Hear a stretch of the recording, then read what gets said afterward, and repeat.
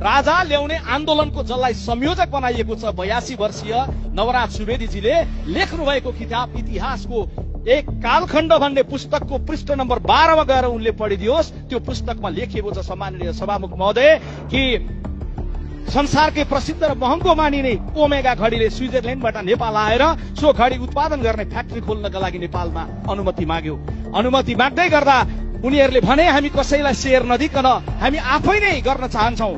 तर नवराज सुवेदी लेख्नुहुन्छ ज्ञानेन्द्रले लाजै नमानी 50% शेयर सोझै मागे, जसले गर्दा ओमेगा घडी सहमत भएन र आज स्विजरल्यान्डको त्यो ओमेगा घडी फर्केर गयो।